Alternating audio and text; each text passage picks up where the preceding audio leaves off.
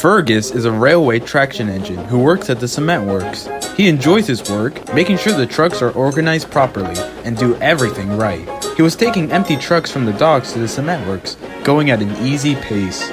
We're making great time, Fergus. Easy does it now. Good, good. It's always important to make it early. Gives us a head start to do our next job.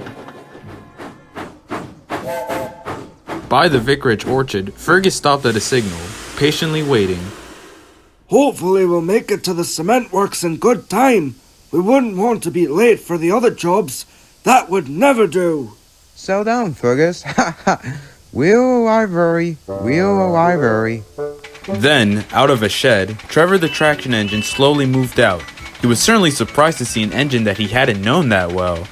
Hello there. Can't say I've seen you on this line much. Might I ask who you are? Why, I'm Fergus, the railway traction engine. The pride of the cement works, I might add.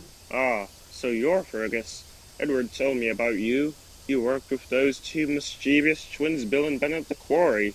I also had to save those two rascals from a rock slide. They'll learn their lesson soon enough. As I always say, do it right. Trevor was confused.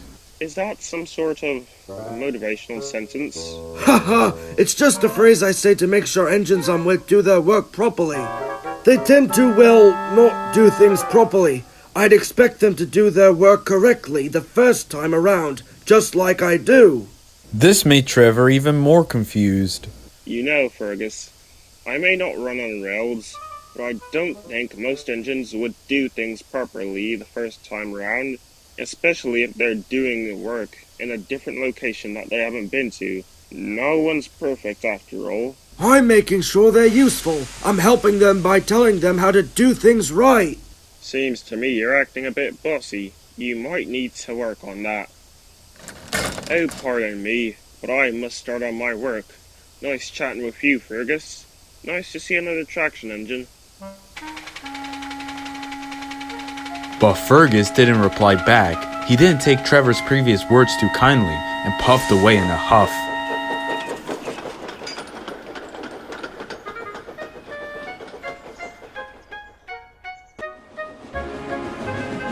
Fergus arrived at the cement works. He was still thinking about what Trevor had said to him. Bossy? Me? Pah! Nonsense! He just doesn't understand how the rules work on the rails. How could I pay attention to a silly traction engine who runs on the road? Goodness me! What did I tell you about shunting the trucks? Shunt them in line gently. Do it right! Brassy boiler. And Splatter, stop slacking off! We have to get my train ready to take to the harbor before sundown! Pick up the pace!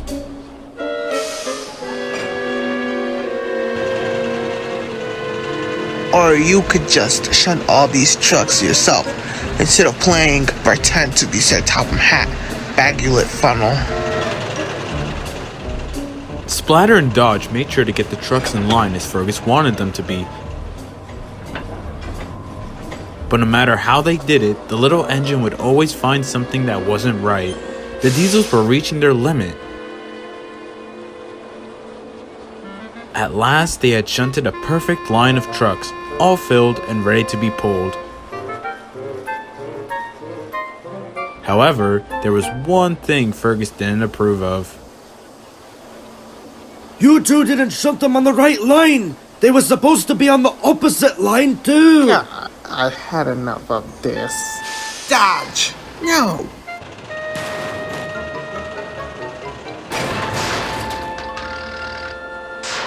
Great! Because of your reckless behavior, look what you got yourself into!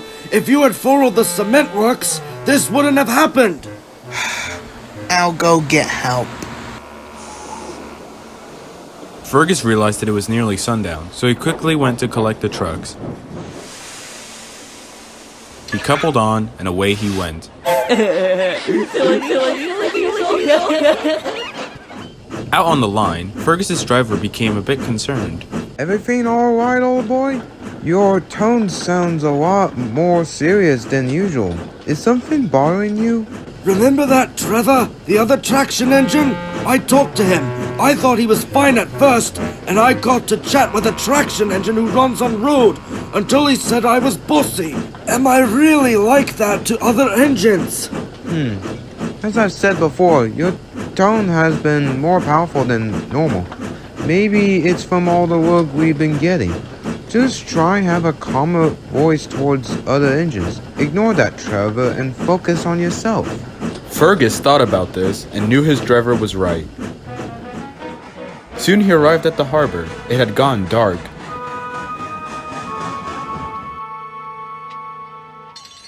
And once he was uncoupled, he left and headed back. Fergus shoved quickly in the night, happy to know that the day's work had been done. Fergus stopped at a level crossing. And there, he saw Trevor the traction engine pulling an old cart. Come on now, hurry it up, Trevor. Be patient, please. I'm trying to get back to the orchard. We all have places to be.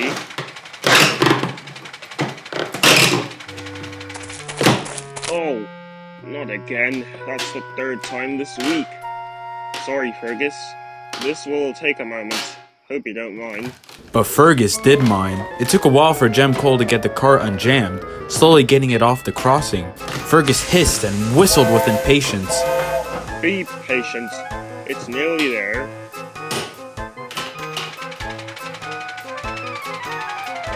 At last, the cart was off the crossing, and both traction engines went underway.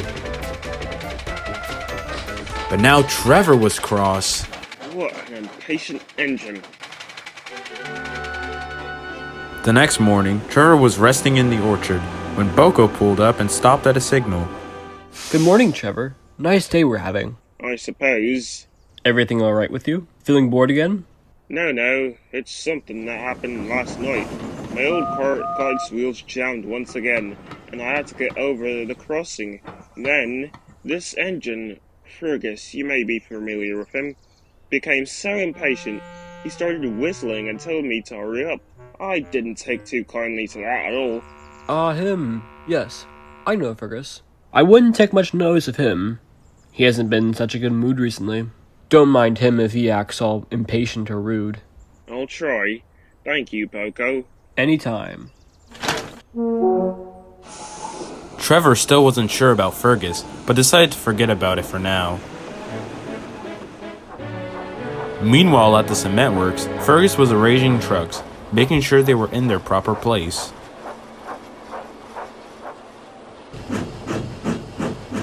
See you too? Trucks need to be properly organized in the correct sidings. At this point, Dodge, I'd better want to brief trucks about at the smelters. The quicker we finish our work, the sooner we can get back. Pay attention, you two. Stop gossiping. We have lots of work to do here, and we wouldn't want Sir Topham Hatt to be cross. Despite not wanting to be at the cement works, the Diesels knew that they would get in trouble if they didn't get to work, and the engines worked together, pushing and pulling trucks about. Once everything was in its proper place, Dodge had finished shunting the train for Fergus, which made him impressed. Good job, Dodge. I'm glad you've learned your lesson after that accident. You've gotten the trucks on the right track, too. Yeah, we don't get used to it. Fergus was coupled onto the train. However, some thoughts ran into his head, which were about Trevor. That Trevor better not have gotten another cart stuck on the crossing. Road vehicles these days. Fergus was enjoying the journey. It was a beautiful day, and he enjoyed the nice weather. So much, in fact, that he forgot about Trevor until he reached the level crossing. It had just changed by the time Fergus got there, and there he saw... Trevor? Bother, don't take so long now, and get better carts. You'll have accidents if they break apart on the tracks. Listen, you. I don't need to be reminded of the times with Donald, Douglas, or Gordon. Most of the carts I have are old, so they... But Fergus didn't bother to listen to Trevor's argument. He was still cross at him, and puffed away fuming as soon as the gates changed. It was the afternoon when Fergus delivered his trucks. The yard manager was waiting there, and he spoke to Fergus's driver. What's the matter, sir? Well, it turns out Squire and Dodge have an accident at the cement works. They were supposed to take the trucks to the docks, so we need to head back and take the train for them. All those diesels! Well then, we wouldn't want any complaints about the late delivery. Best we head back and collect those trucks.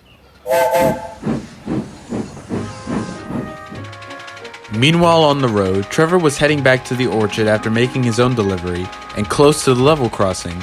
Unbeknownst to him, the level crossing suddenly hadn't been working properly and would often open and close at random. This proved to be a problem for both engines and road vehicles. Trevor had started to cross the level crossing when suddenly the gates closed in front and behind him. He was stuck on the tracks and new engines would be coming by soon. Jem Cole jumped out and quickly went to find help. Please hurry.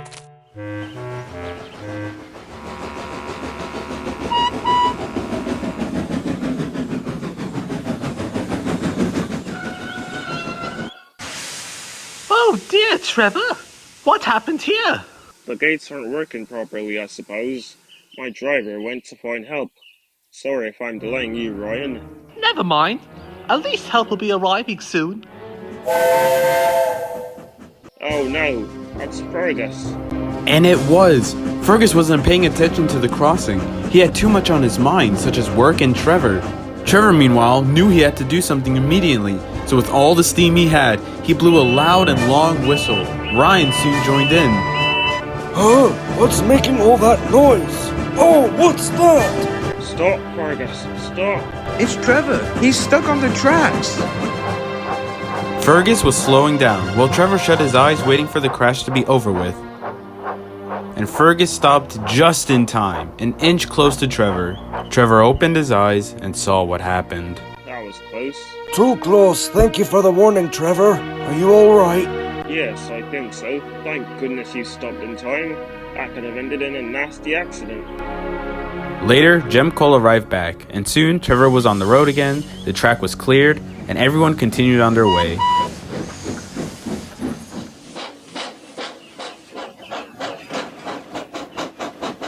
The next day, Fergus was returning from the docks, where he stopped at a signal and saw Trevor by the orchard. Hello, Trevor. I just wanted to thank you again for preventing that accident, and I wanted to apologize. Apologize? Indeed. I'm sorry for acting rude towards you. I realize now that I may have been quite a bit bossy recently, so I've decided to tone it down for a bit. You seem like a nice, kind, and useful traction engine. Why, thank you, Fergus.